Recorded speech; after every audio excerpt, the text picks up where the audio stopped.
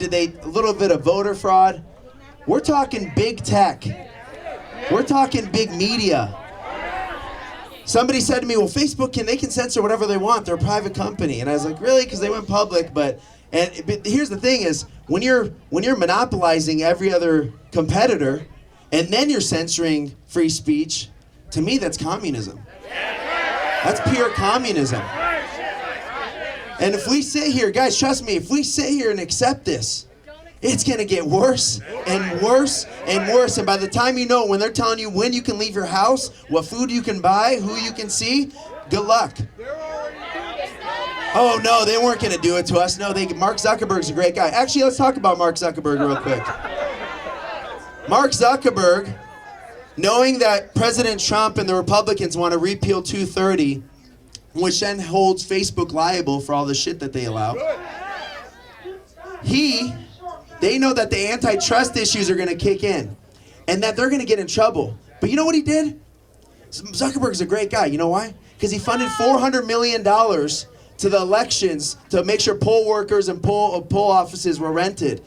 Why do you think Zuckerberg gave $400 million to poll locations to make sure? He doesn't want President Trump to win. Are you joking me? If he was such a good guy, why doesn't he help all the homeless people that are on the streets in San Francisco? $400 million can take a lot of people off the streets, buddy. I may not be a genius, but I'll sure tell you. And so, you know, when you have big tech fighting you like that, I gave an example the other day to a Washington Post reporter that asked me a question. I said, see, here's the thing. You can sit here and question everything that we're doing and call it a conspiracy and all this BS. But the thing is, I tell you as a tech background, I have 2 tech companies. I tell you I can build the election system. You can do that? Yeah, you're a journalist, and I'm a tech entrepreneur. I can tell you what I can do, and I can do that. That's very simple. Actually, to tell you guys, that's almost the simplest technology that can be built. Why? Let me explain to you. When I go to 7-Eleven right now, and I buy a brownie, and at 12:37 it says, brownie purchased on 7th and Osborne. It's recorded at their national headquarters. Right then and there, they see a brownie was bought. But tell me why, when I put in my ballot, it took 4 days to show up on the back end and say accepted. That's in similar terms to you pushing an app on your phone and the action to the reaction taking 4 days to happen. That's the system that we have. Guys, we literally sent a molecule to space via teleportation not too long ago. And you're telling me I can't walk in, show you my ID, get a voter ID number, get a ballot printed, put it in, shows up on my phone who I voted for and how many whatever it is, and then it confirms everything right then and there? We have retinal scans. We have facial recognition. You can go into your BMW and you can move the volume with just your finger. And you're telling me dead people can vote? If you don't pay your taxes, do they show up on your doorstep? Well, shit, if the system's that good to get away with that, how come we can't notice that people are dying and they're still voting? That died 40 years ago.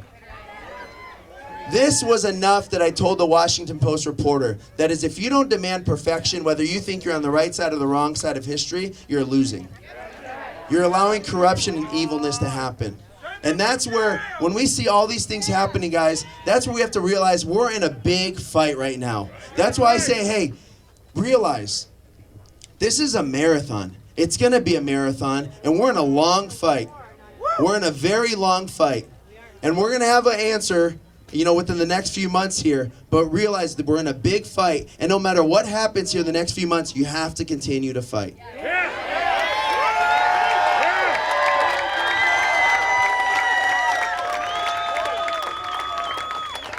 It shakes me in my boots to think about, or these red Nikes, whatever you want to call them. It shakes me to think about how this country has been so blessed to get to X up here, and how we're starting to see it go like this. But correct me if I'm wrong. I started to see it go like this when we said we want to take God out of schools. When we allowed the evil and the sin to continue to happen here, and we shook our heads and we're like, okay, whatever, they voted for this. When we allowed that to happen, when we didn't get up and vote for our city council, when we as Americans didn't fill our city councils, when we allow our county recorders to be corrupt politicians, our Secretary of State who has the audacity, when she represents every American in Arizona, to call us neo-Nazis as supporting Trump.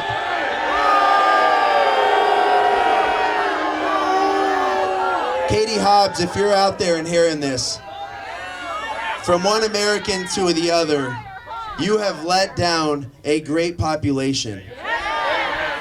You have let down a great population.